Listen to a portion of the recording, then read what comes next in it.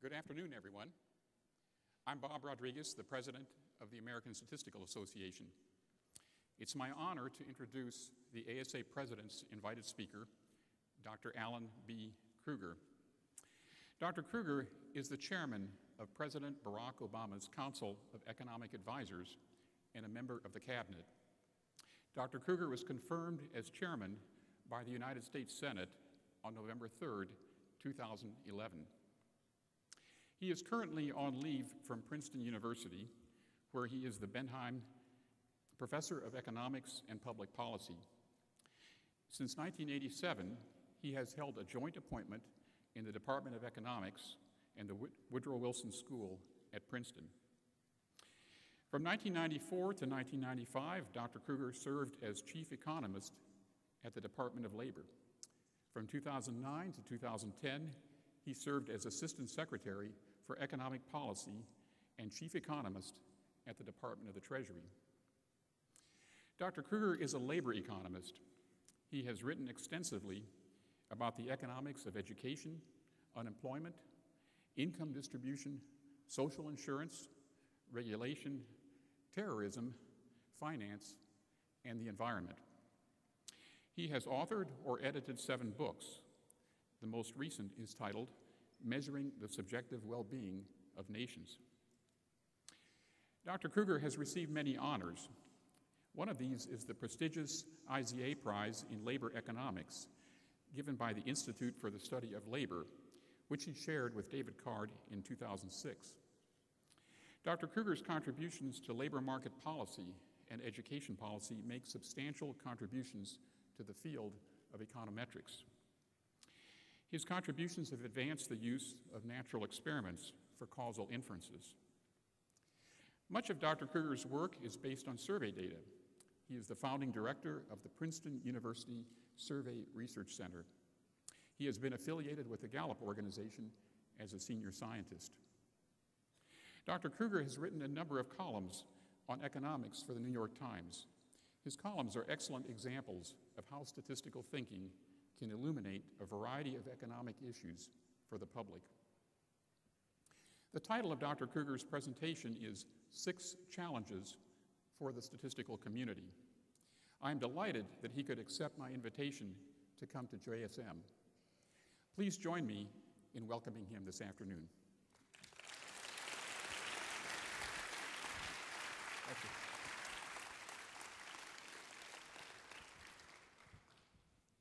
Thanks very much, Bob, for your kind introduction, a kind and very thorough introduction.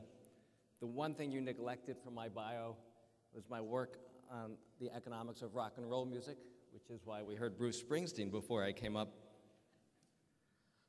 I thought what I would do this afternoon is a little bit uncharacteristic. I thought I'd tell you a little bit about my personal history in statistics and how it comes into play in my current job. And I also want to use this occasion to lay out 6 challenges for research which I, as an economic policy advisor, would benefit from. My current job, as Bob mentioned, is serving as chairman of the President's Council of Economic Advisors. President Obama likes to say, I'm his chief economist.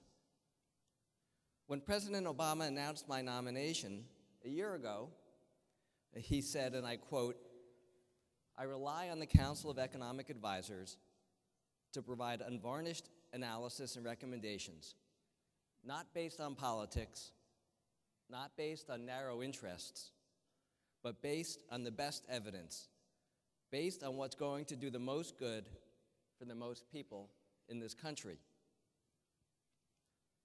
Obviously, determining the best available evidence and what's going to do the most good for the most people requires knowledge of economics and statistics. When I started college, I had no intention of studying economics or statistics. I planned to be a lawyer, a profession in which I thought I could represent clients in need of help. I only took statistics because 2 semesters were required. Like many of my classmates at Cornell, I feared the introductory statistics course. My course was taught by Paul Velleman, who was a student of John Tukey and the firm believer in exploratory data analysis. Fortunately, Paul appreciated that many of my classmates were math averse. He spent days describing basic ideas like the mean, median, box plot, stem and leaf display. He taught the resistant line as if it was as important as OLS. I discovered that these concepts were intuitive and central to understanding the world around me. By the time he taught hypothesis testing and confidence intervals, I was hooked.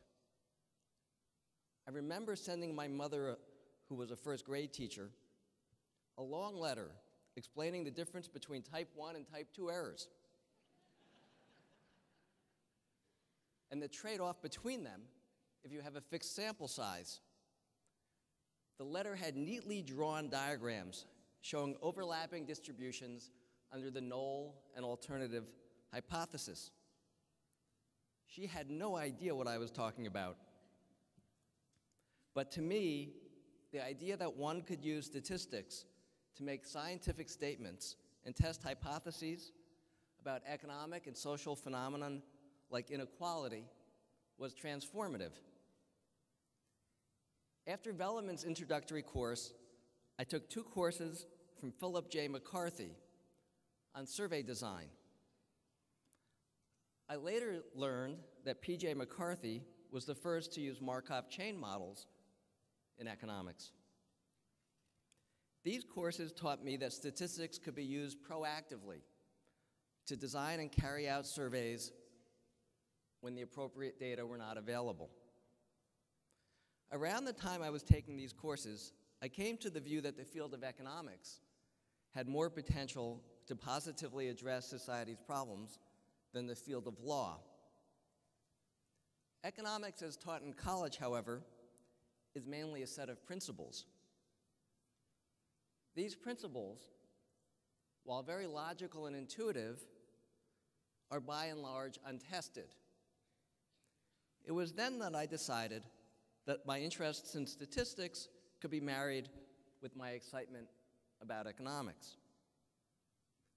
Of course, there is a giant field in economics called econometrics that does exactly this. But much of econometrics assumes the model is correct and goes about extracting the relevant parameters in the most efficient way possible. In fact, when I first took econometrics in graduate school, it took me the longest time to figure out how one could specify a likelihood function and why ever one would want to, after Paul Velleman drilled into me that we should use methods that are robust to underlying distributional assumptions. The methods I was learning didn't seem like the ideal way to test theoretical models. Anyway, as Bob mentioned, in much of my research as an academic economist, I tried to identify natural experiments where the forces of nature have conspired to produce something like a randomized experiment to test economic theories and estimate key parameters. For example, Joshua Angrist of MIT and I compared wages of students who had more or less schooling depending upon where their birthday fell in relation to the school start age. This influenced the grade they were in when they were no longer bound by the compulsory schooling law. Unless one believes in astrology, it seemed to me that having one's birthday fall on one side or the other of the school start age was as close to random assignment as we were going to get as far as variability in educational attainment is concerned. The problems that microeconomists are involved in mainly involve causal modeling in some way or another.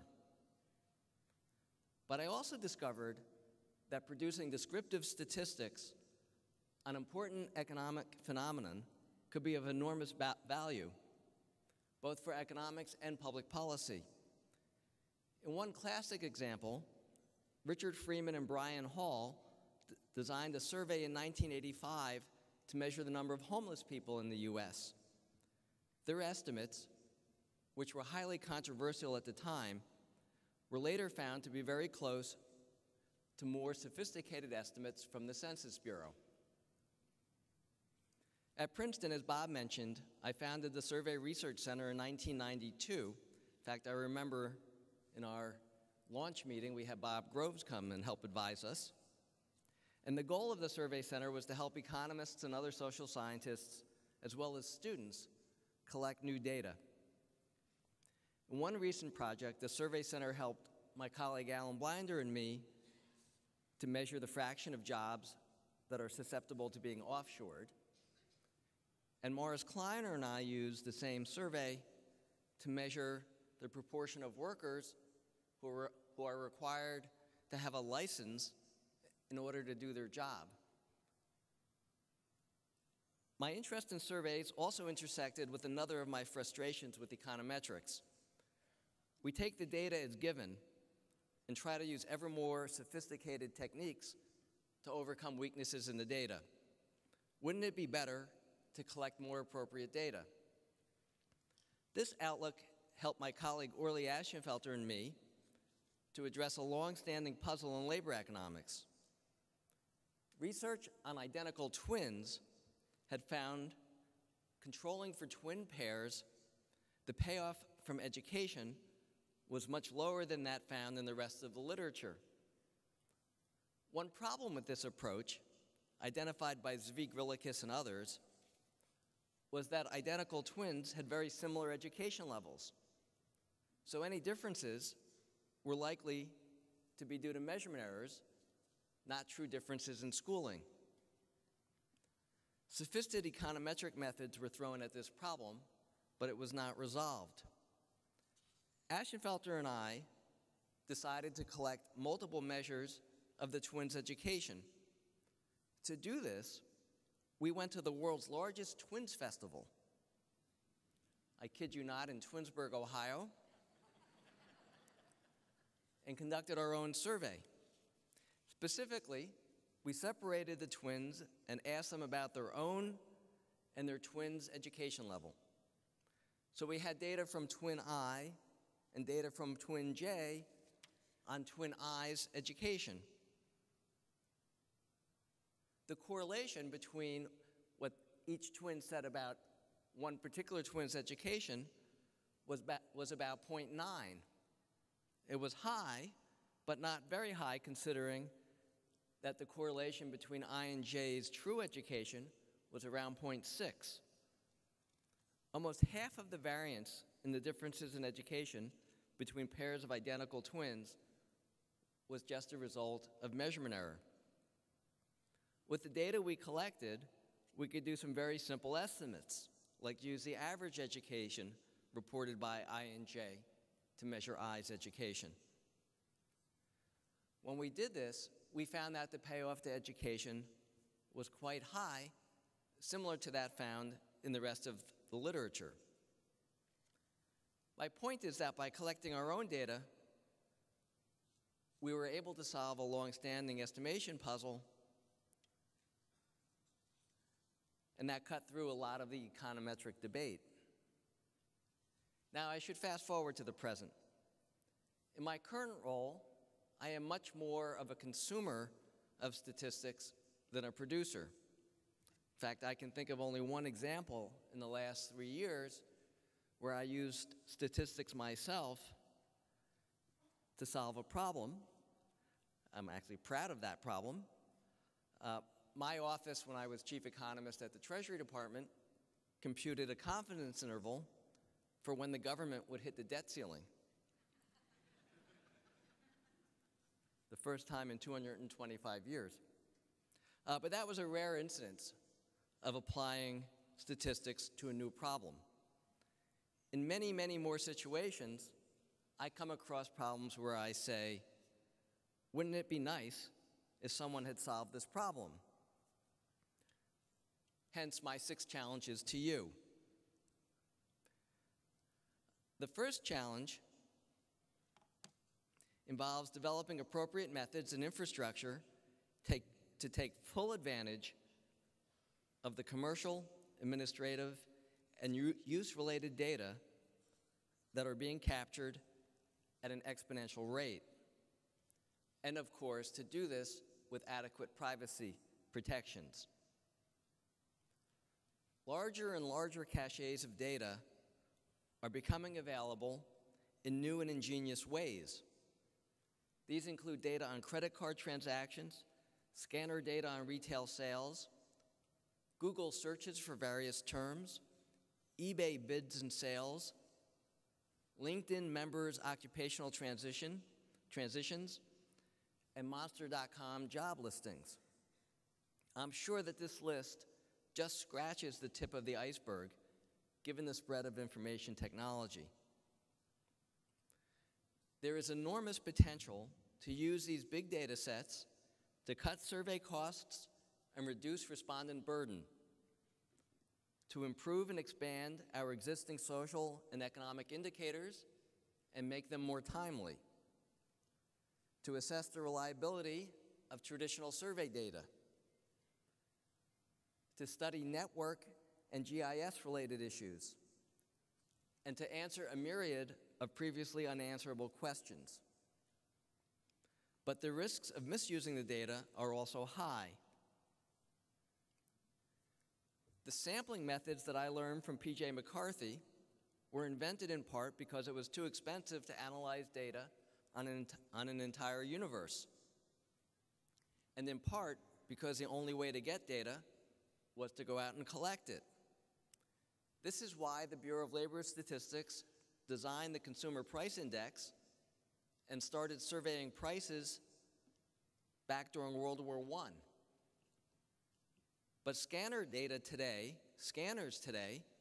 now capture an enormous volume of retail trade transactions every day. And computing power makes it possible to analyze huge quantities of data. While the goal of sampling, to produce representative and accurate statistics, remains paramount, that goal can often be achieved more cost-effectively and with more precision by using data that are administratively collected, or more likely, by combining such data with other information.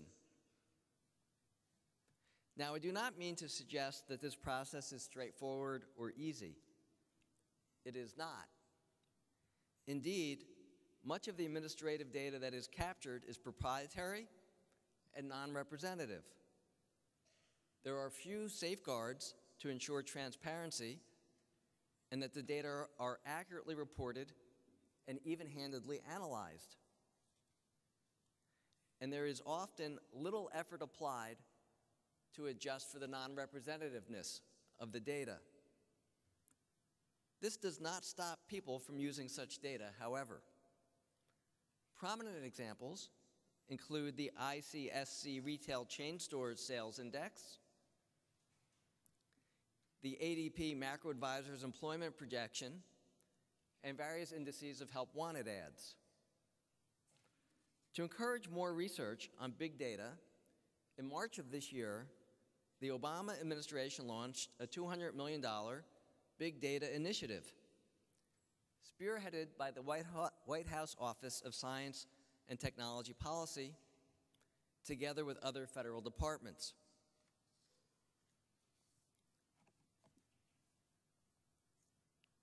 As the OSTP director, John Holdren, said at the time, in the same way that past federal investments in information technology R&D led to dramatic advances in supercomputing and the creation of the internet, the initiative we are launching today promises to transform our ability to use big data for scientific discovery, environmental and biomedical research, education, and national security. The main statistical challenge for economic data and research, it seems to me, is to design ways to appropriately weight data that are collected administratively from a large but partial share of the relevant universe. In many situations, we could use statistical techniques to combine or blend the big data sets with more traditional survey data. In addition, noisy data will need to be filtered and privacy must be protected. And efficient computational methods of processing data will likely be necessary. I bumped into John Abad on my way to the lecture hall, and John and his students and collaborators have done excellent work using administrative data sets from the government in this area, linking across data sets. And this type of work provides a model for what could be done using private data as well. My second challenge involves sample weights. And you can think of this in terms of traditional surveys, although techniques developed in this area can possibly be applied to non-survey administrative data as well. The typical private sector survey has a response rate of only around 5 to 20%. And even high-quality surveys by research institutes can have response rates around 60 or 70%. If non-response was unrelated to the underlying phenomenon of interest, the response rate would not matter, and the sample of respondents could be used to represent the phenomenon of interest. Interestingly, a meta-analysis covering a range of research by Bob Groves and Amelia Pecheva compared sample estimates to population estimates of the same parameters and found that looking across these studies, the response rate was unrelated to the estimation bias. One conclusion I draw from this finding is that all surveys need to worry about sample weights. There is a large and well-developed literature on sample weights that mainly involves adjusting for intentional design features. But an equally important problem is respondent non-response for behavioral reasons. In practice, sample weights are often derived by rules of thumb or stepwise regression procedures. The added variability due to the uncertainty surrounding sample weights is rarely, if ever, reported and accounted for in standard errors. We tend to exaggerate the precision of our estimates by ignoring the estimation errors introduced by non-representative samples when we have weighted the sample by estimated sample weights. So my suggestion is that more analytical work can be done on sample weights. And we can think about additional data that can be surveyed to assist with the development of non-response weights. At a minimum, the variability due to estimation of sample weights should be routinely reported and incorporated in standard errors. But a more ambitious agenda would be to develop methods for deriving robust sample weights. My challenge to you is to develop new techniques for deriving sample weights that are robust to various forms of non-response bias, or that bound the effect of non-response bias.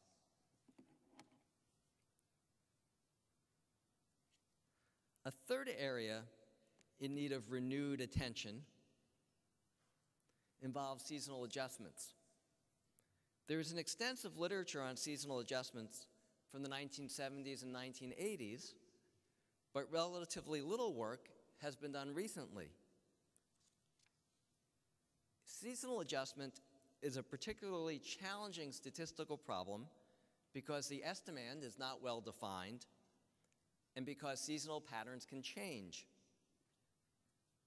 Another challenge in economic data is to separate the business cycle from seasonal factors. This problem is exacerbated when seasonal factors evolve. Commonly used seasonal adjustment packages take very little external information into account, such as temperature or snowfall.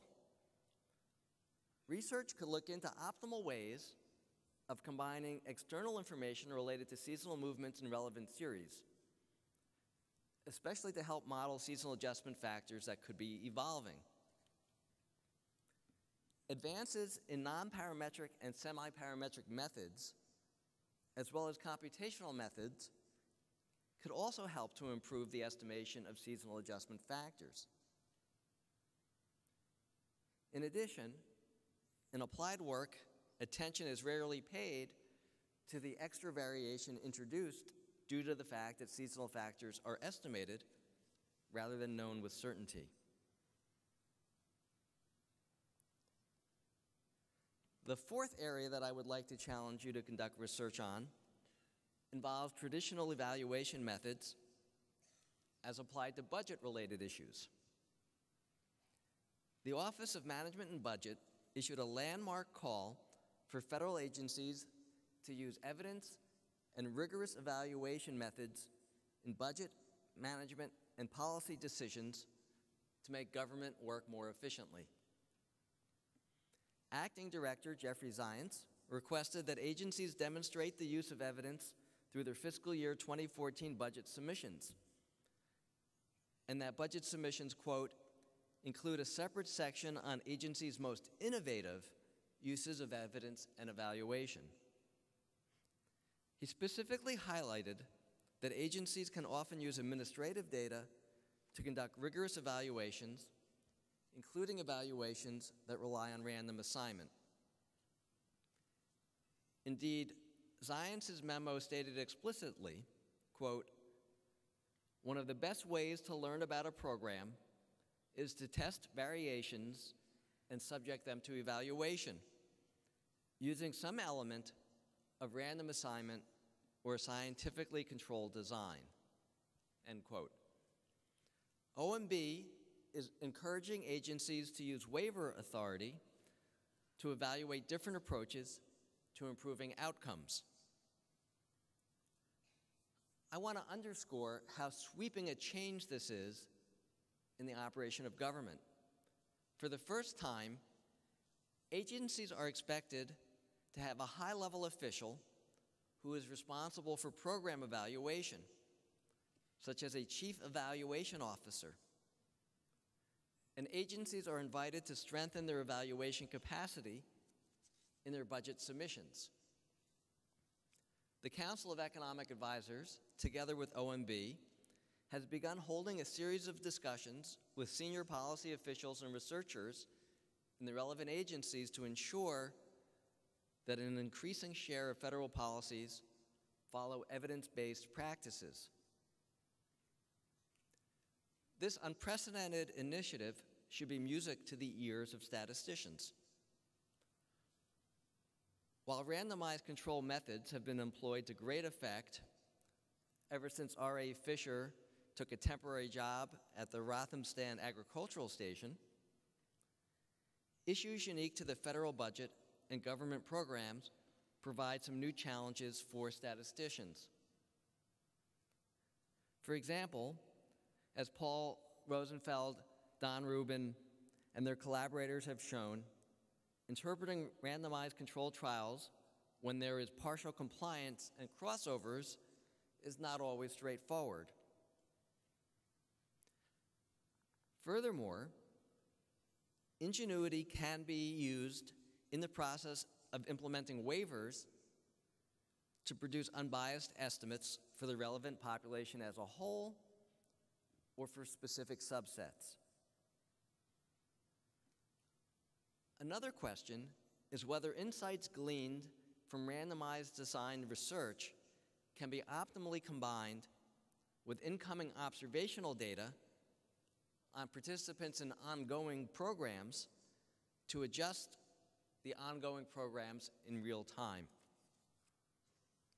While existing statistical tools are sufficient to support this initiative, the potential for applying methods to an expansive list of programs and in new ways provides many opportunities for research and innovation. The fifth challenge on my list concerns one of the greatest economic threats facing our nation: the decades-long rise in inequality and the dwindling of the middle class. By any measure, the income distribution has become more kurtotic. I told my staff this is one audience where I could use that phrase.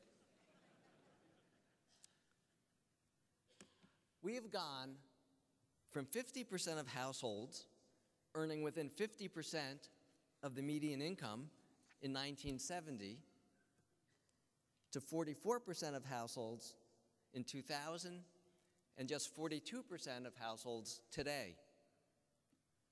The hollowing out of the middle class is a fundamental threat to our economy. In the past, I have raised the concern that rising inequality is jeopardizing our tradition of equality of opportunity. One piece of evidence comes from comparing social mobility across generations and cross-sectional inequality using country-level data. This figure, drawn from this year's economic report of the President, shows what I call the Great Gatsby curve. This is the relationship between income mobility across generations as measured by the slope from a regression of a son's log income on his father's log income. That's on the y-axis. And the x-axis measures inequality in the parent's generation, measured here by the Gini coefficient for after-tax income in the mid-1980s. Countries that have a high degree of inequality also tend to have less economic mobility across generations. The rise in inequality in the U.S. is a concern because it portends a decline in social mobility. Our nation benefits when gifted children from low-income families have the opportunity to fully develop and exploit their talents.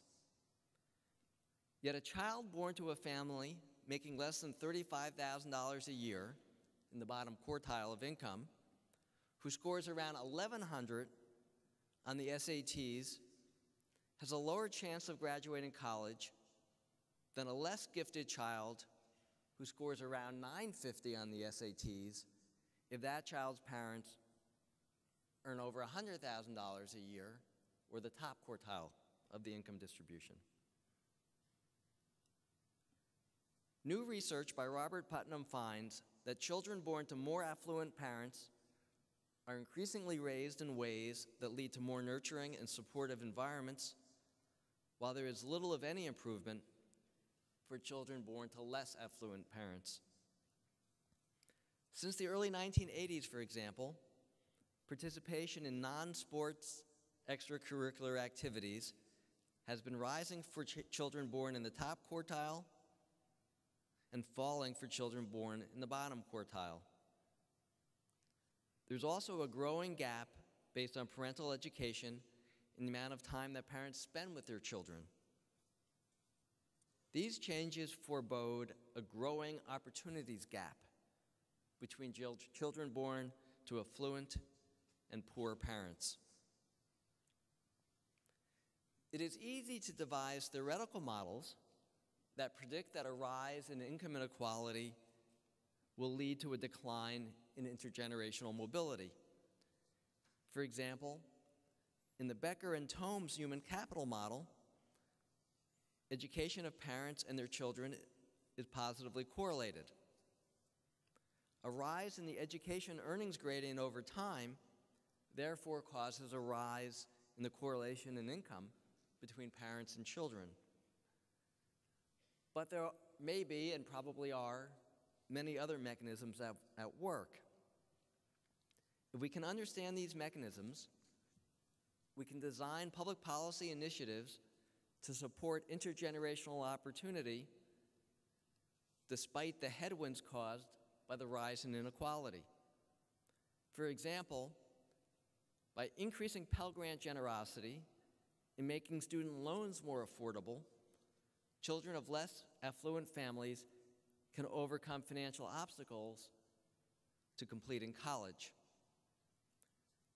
So my challenge is to study the mechanisms underlying the Great Gatsby curve.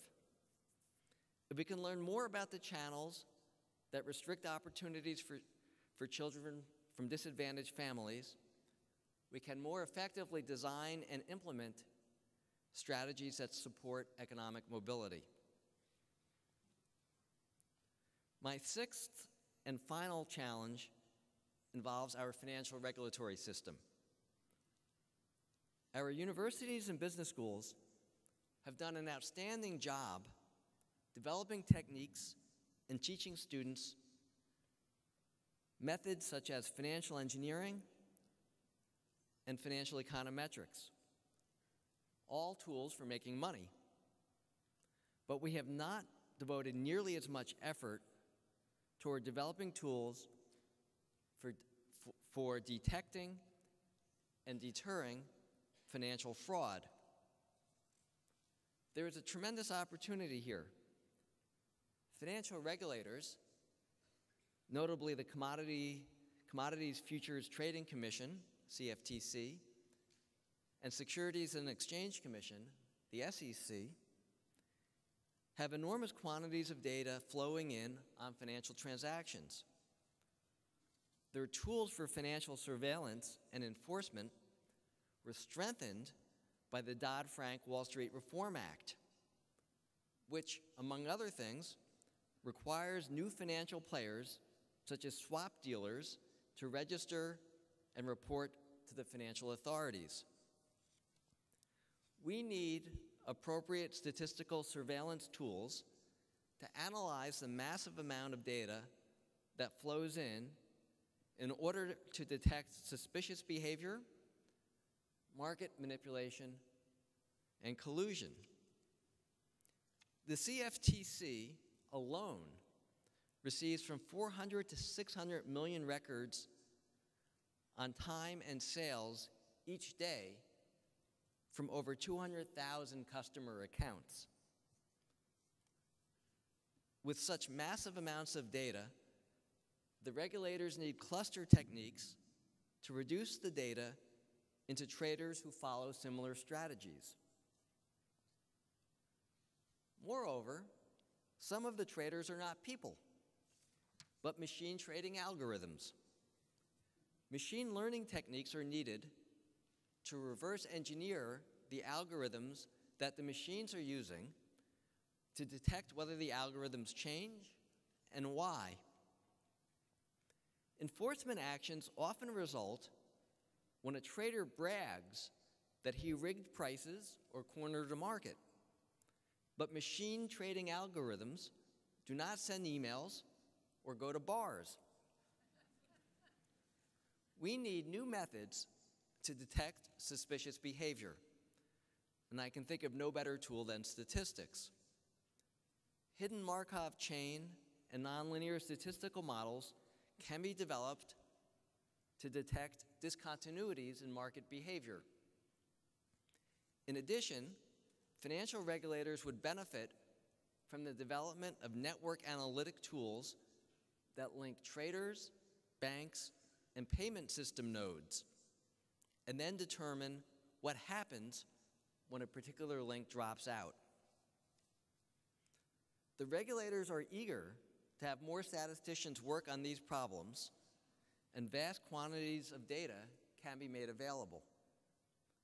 What I have in mind is building a new subfield of statistics that can assist financial regulators in monitoring markets to ensure that they are fair and orderly, to flag suspicious behavior, and to detect new sources of systemic risk.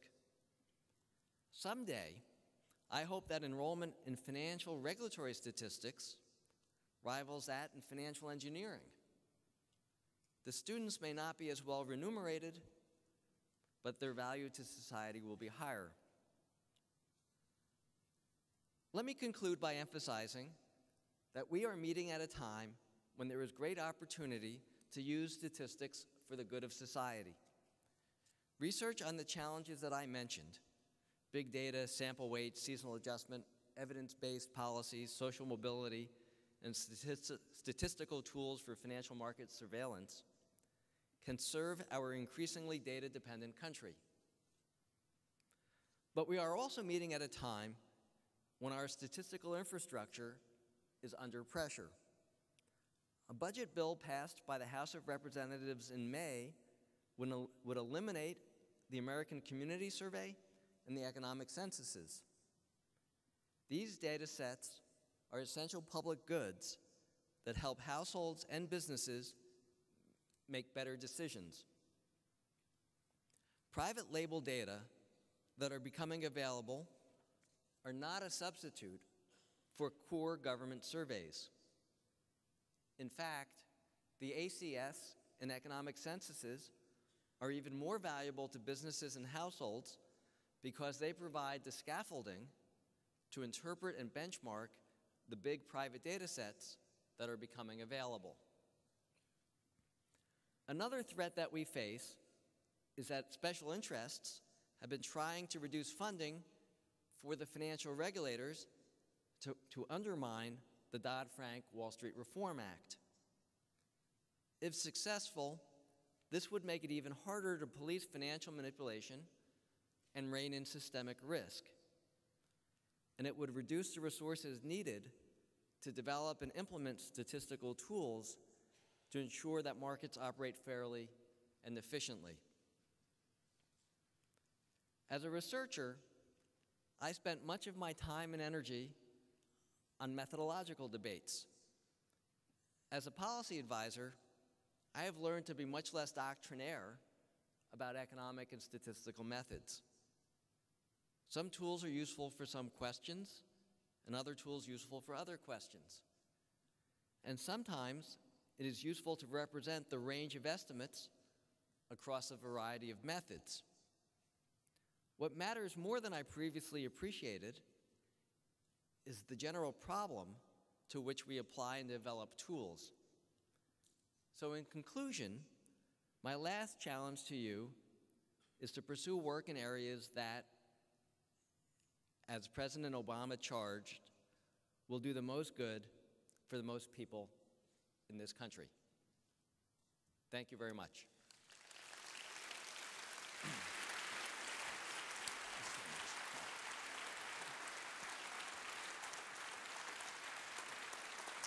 We'll take questions now.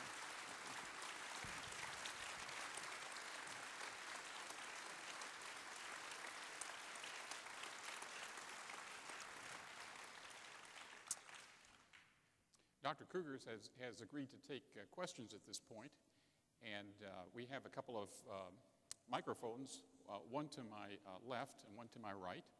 And I think if we could bring the house lights up a little bit, we could see these a little bit better. And I'd encourage you to come to the microphone and with your questions. Please, if you have a question, I'd like you to state your name and your affiliation.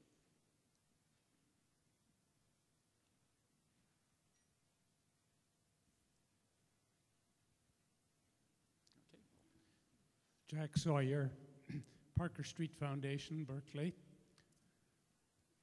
What encouragement could you give to the determination, calculation, and dissemination of the externalities that are associated with actions by corporations and government, particularly those externalities that affect the welfare and the resources of the planet? Did I make that clear? I think you made it clearer towards the end. You're asking specifically about environmental? Yes. Typically, economic calculations do not necessarily include all the externalities, the effects to the environment, and how can that be encouraged? Okay, I'm sorry, I misunderstood at first. I'm glad you clarified. I think there are sort of two levels of policy which are relevant here. One is Congress, which I'm not an expert on, and I'm not sure anyone is. And then the other is what the presidential administration does with its regulatory authority. And when it comes to regulatory authority, since President Reagan, the president has had an executive order requiring benefit cost analyses.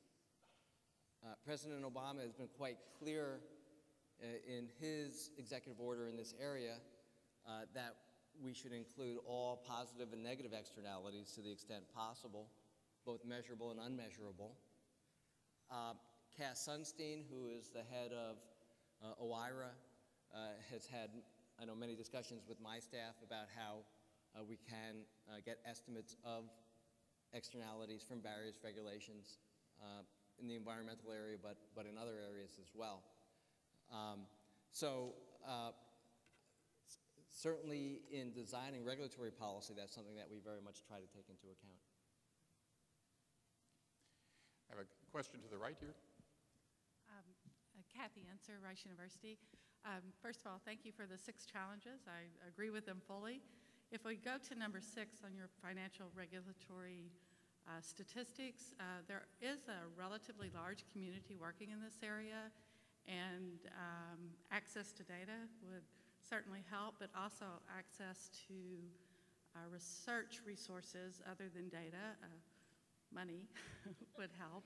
So are there opportunities for increased funding from the National Science Foundation or from other organizations for this type of research?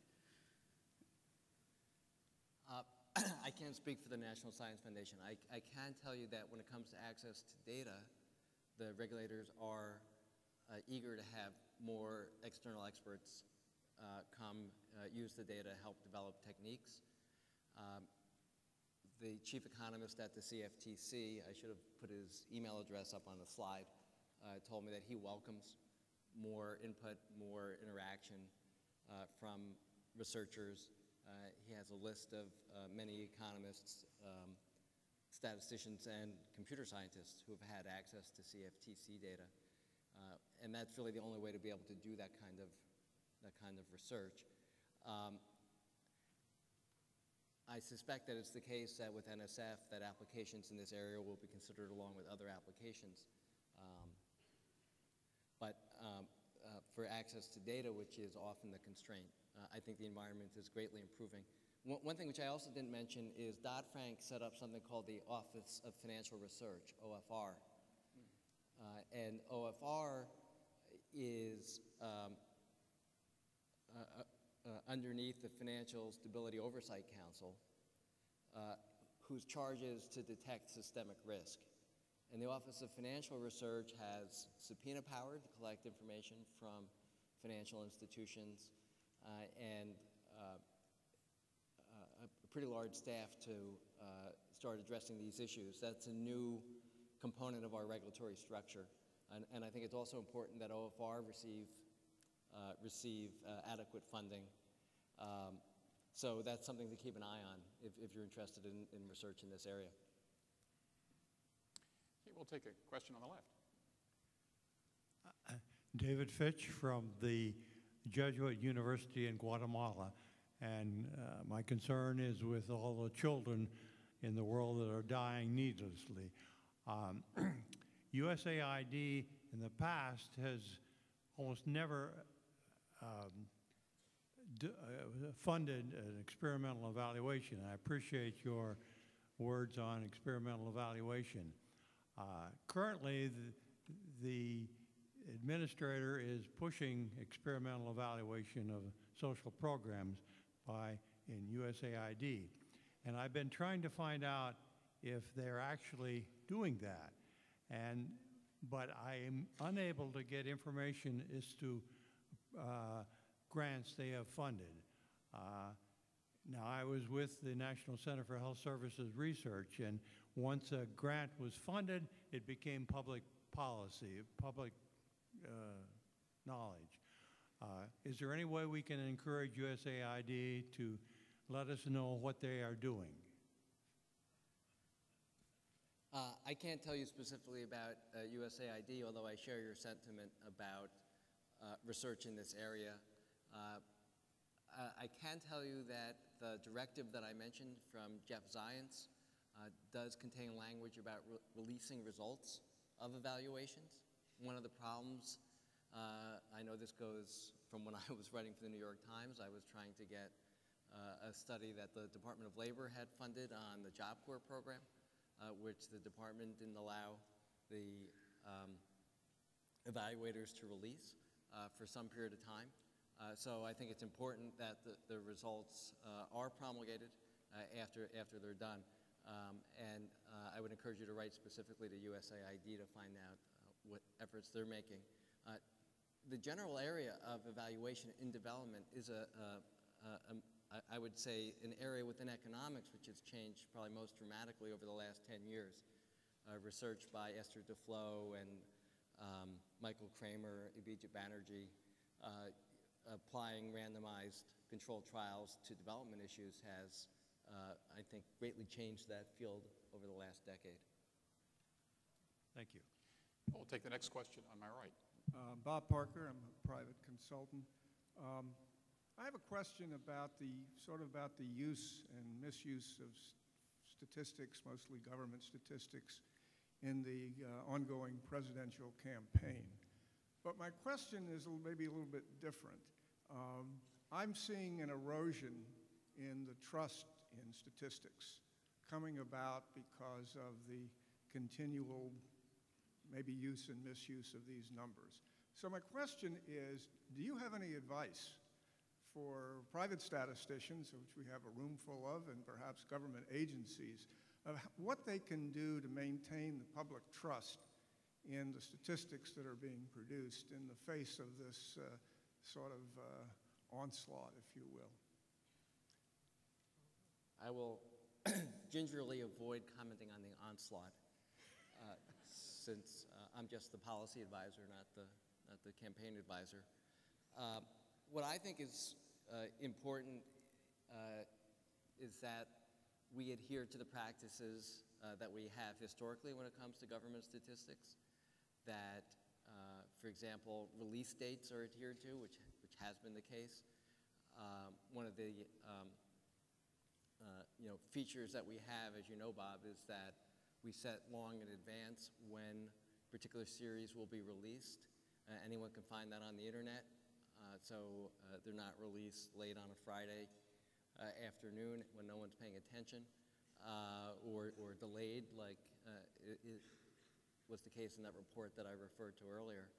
I think it's also important that the public understands that the key government statistics are produced by civil servants who don't change with administrations, that they have civil service protection. I think those types of things will help to maintain confidence in government statistics. And I also think that more transparency helps, having the opportunity for people to understand the methods that the government uses would also be very helpful. We'll take the next question on my left. Hi, my name is William Robb. I'm a public health statistician with ICF International. I applaud and welcome your challenge around the damaging effects of income inequality. I would like to note that the dynamics that you mentioned between the increasing inequality in income and the erosion of opportunity also exist in terms of the relationship between inequality and health. There's a lot of studies that show that income inequality causes health disparities. So I guess one question is, could you broaden your challenge a little bit so we could look at that area as well? The other thing that I would like to say, give me more, right? The other thing that I would like to say is we should also look at addressing inequality directly rather than looking at ways to fight its headwinds. Thanks. We'll take the next question on my right. My name is Peter Hoff from the University of Washington, and I'd just be interested in some comments you might have about any resistance or your experiences with resistance to statistical decision-making or evidence-based policy-making, given that political parties, both on the left and the right, have ideological interests in the outcomes of these analyses or their answers. That's a good question. Fortunately, my boss is very interested in what we learn from data.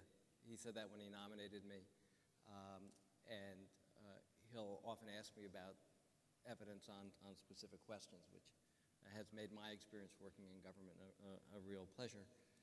I think one of the obstacles I've seen in some instances is people feel that the evidence is incomplete. A little bit related to the first question. Are we missing some outcomes?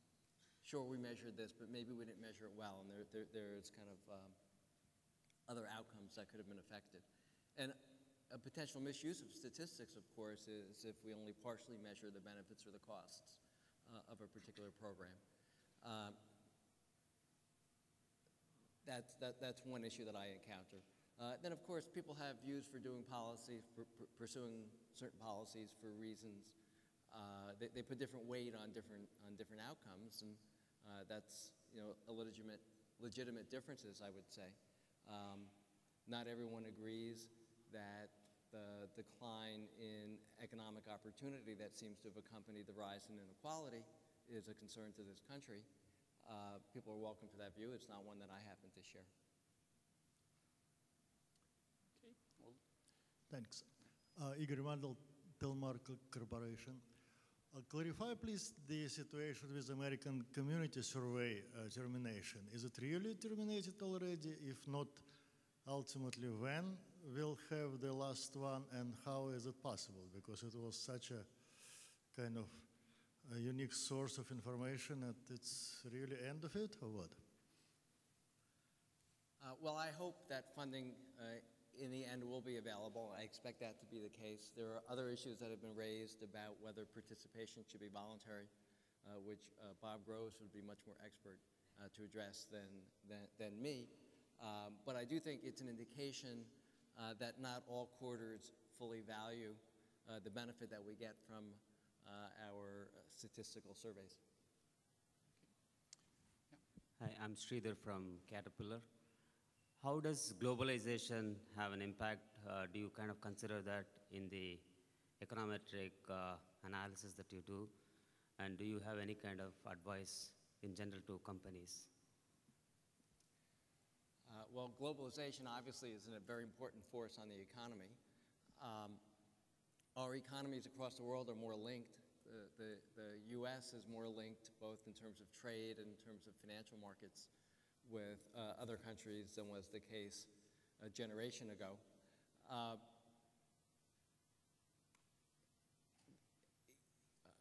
The internationalization of economies does pose new challenges for economic statistics.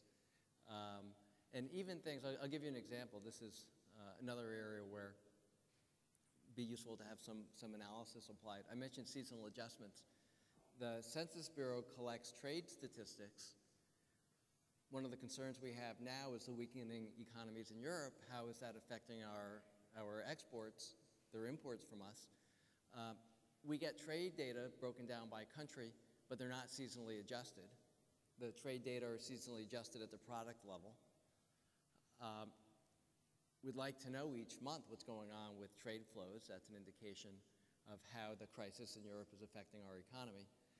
So we have tried to do seasonal adjustments to the data, but it's an area where there'd be, I think, a lot of benefit from a research program to adjust our trade statistics at the country level or at least the continental level.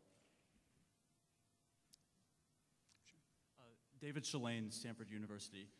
You spoke very powerfully about income inequality, and I think some of that is attributed in part to historically high unemployment rates.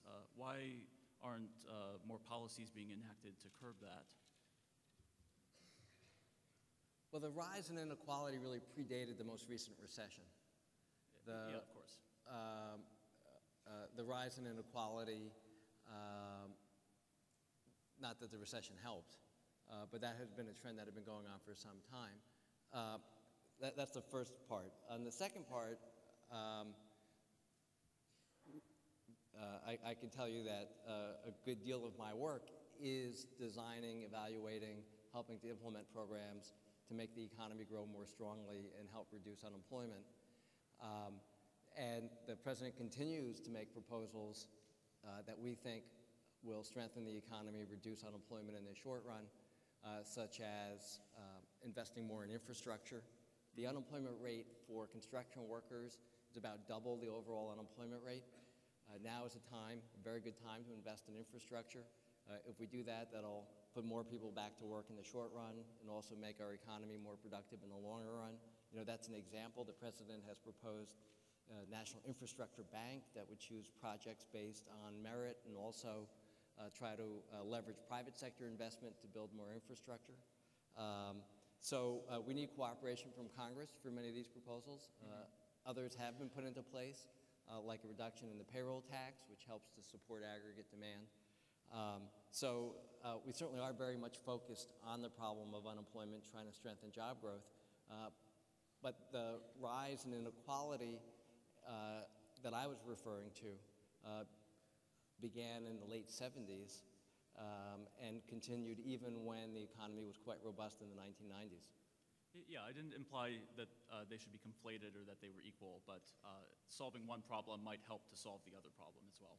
Oh, absolutely. And I think we should do everything we can to strengthen the economy in the short run, even apart from the issues that I raised, because unemployment carries several problems for people, goes beyond the economic losses, the loss of self-esteem from unemployment. So I didn't mean in my remarks to downweight in any way the emphasis that I place and that the Obama administration places in strengthening job growth and reducing our unemployment rate. Okay, thank you. I don't believe there are any, oh, here's another question. Peter Emery, Cleveland Clinic. I am reading Mohammed Yunus's book on Grameen Bank, and in the midst of doing that, I opened my hometown paper last week in Cleveland and noted that microfinance is coming to Cleveland, although I had previously associated this as a third world development enterprise. In Yunus's book, he emphasizes that conventional banking and the World Bank have been more or less the enemies in development of small loans to small businesses and poor women in the third world. It is interesting to hear that his foundation supported at least as much as banks supported in coming to Cleveland, which has been hard hit by the recession. So my question to you is there a role for government in stimulating the development of microfinance in the United States and other developed countries to help with the current and similar economic crises? I think it's the case that after financial crises, one of the reasons why economies are slow to grow is because small businesses find it very difficult to get credit. Large businesses can issue corporate bonds. That market came back pretty well. Small businesses are dependent on bank financing. When banks close, the small businesses lose the relationship that they had with their banker.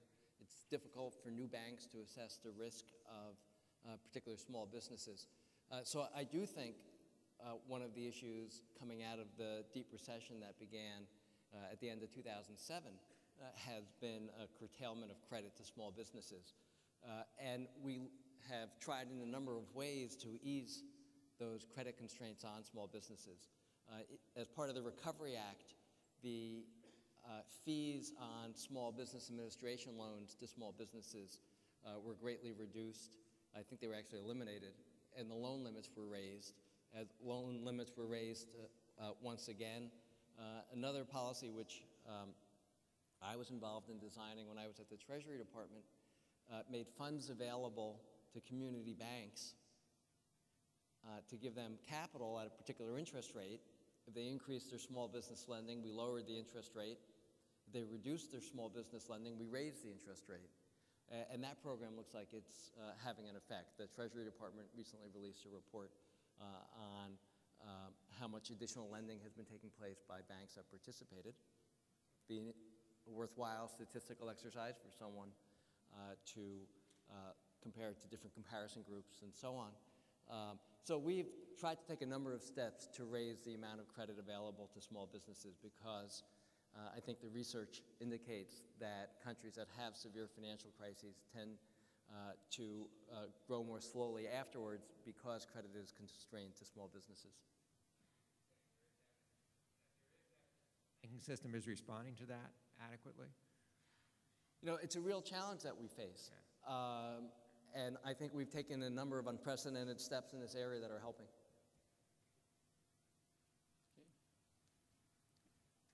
Quốc Trần from UW Medicine. I have a question about the two challenging you gave us about the sample weight and the seasonal adjustment. I think the problem comes from we try to communicate a simpler statistic model to the general audience. So can we put another challenge to try to modernize the model that we try to communicate to the general audience, or try to educate the general audience so that they can understand a more modern statistic model?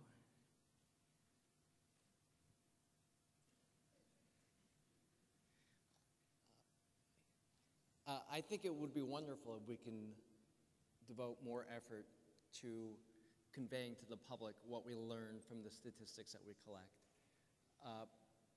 And in fact, what we learn and what we don't learn. I think one of the reasons why the public questions statistics sometimes is sometimes the statistics seem out of touch or very volatile from month to month. And indeed, some are very volatile.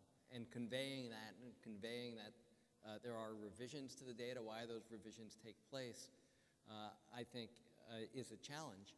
But I think if we can develop better ways to communicate to the public what can be learned from the data that are coming in and the uncertainties underlying the data coming in, I think that would be a real contribution. Do we have any further questions? Well, at this point, Alan, I would like to thank you for taking the time to come and spend time with us today and to give us such a thoughtful and challenging presentation. And I'd like to present you with a plaque in appreciation for presenting the 2012 ASA President's Invited Address. So. Thank you.